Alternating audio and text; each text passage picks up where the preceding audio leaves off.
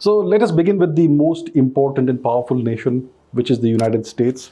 So the US has taken quite a journey in the past 30 years. It was the sole superpower after the breakup of the USSR. And now people talk about whether the US is declining or not. So are these reports of the decline of the US highly exaggerated, or is there some truth to it, sir? It's a question of relativity, if you like. US still remains the foremost global power, no doubt about it. Militarily, no country can compete with it, though mind you, the irony is that they lost most of the wars that they engaged in. They have God knows how many bases all around the world. They have military alliances spread over. They have the most powerful navy in the world, which gives them the capacity to intervene where they like and when they like.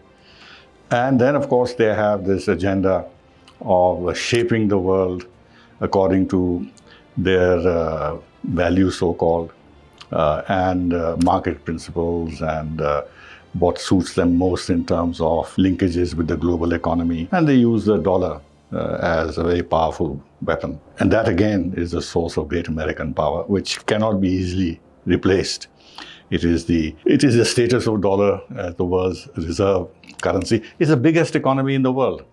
Therefore, all countries, when they want to hedge against the future, find it safe to invest either in the United States or in the US dollar. So that gives them strength. However, relative to what their position was, let's say after the collapse of the Soviet Union, certainly there is a decline in inverted commas of US power because China has come up in a very big way, in such a big way that it is now openly challenging US power. If you look at the kind of exchanges they have, they teach lessons, the Chinese teach lessons to the Americans about their system, about their policies, about their hegemony, and have already announced, Xi Jinping that is, in their various documents what their goals are, and they've set timelines for that, of becoming a middle-income country, which they already have become, then becoming a technologically advanced country by a certain date, and eventually by 2049. To be at the center of global governance, which is a code word of either sharing power with the United States or replacing the United States. And the United States doesn't know how to handle China because look at their trade figures, $600-700 billion. In fact, I was looking at the figures, I forget the exact figures. Their trade in 2022 increased by about $50-60 billion compared to the previous year, despite all the talk about delinking or decoupling and resilient and trustworthy supply chains and stuff like that. Their Treasury Secretary and their leaders have said very clearly, there's no question of decoupling from China. We want to do de-risking, which means in select areas, they'll move out of China. But the basic structure of their trade exchanges cannot be easily modified because of the interdependence they've created. I'm saying all this because who has built up China? It's the United States of America. On false assumption, actually not even on false assumptions, on very self-serving assumptions. Now, how could the United States openly say that they are going to collaborate with communist China? They started with Mao, and then they had all these leaders. It's the Chinese Communist Party. And if the United States says that their mission in the world is to spread democracy, then is it consistent with building up a powerful, centralized communist dictatorship?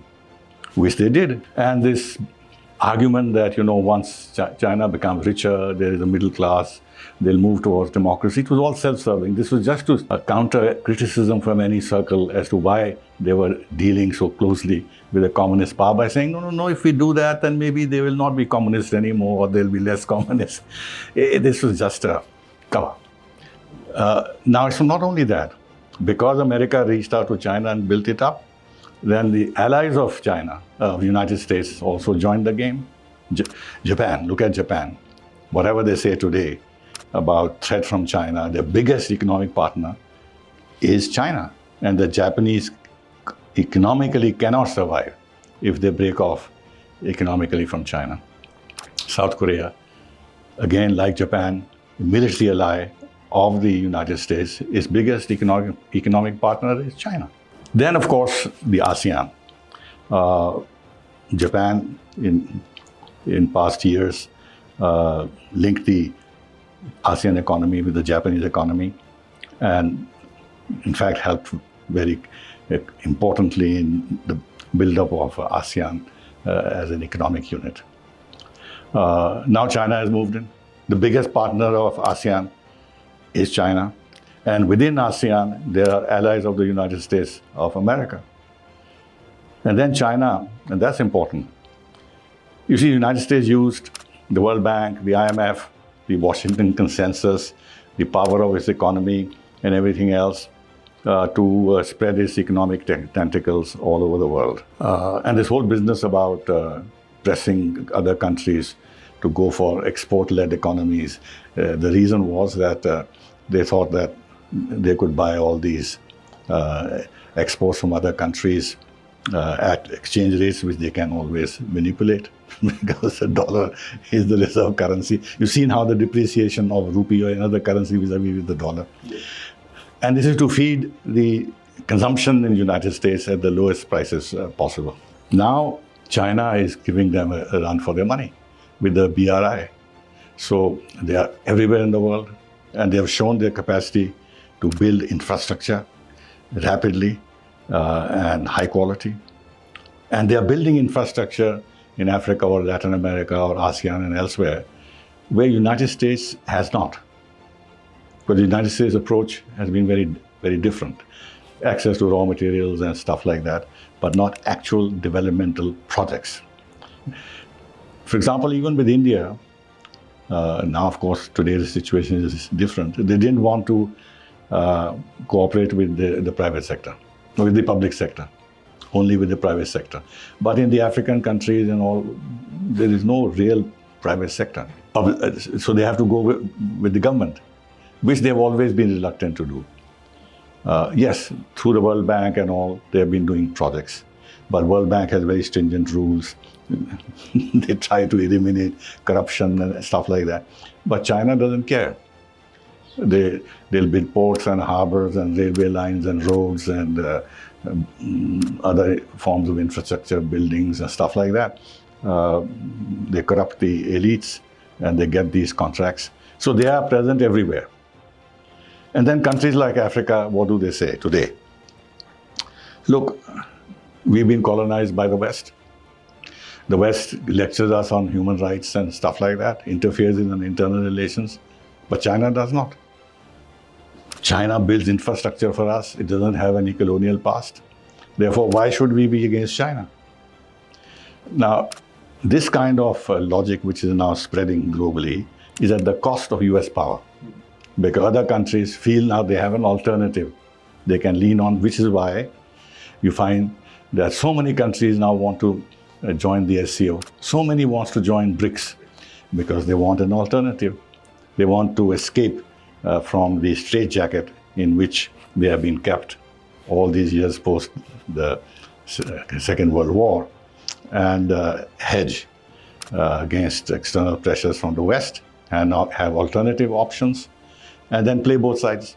So in that sense, yes, the US power relative to the others is not as potent as before.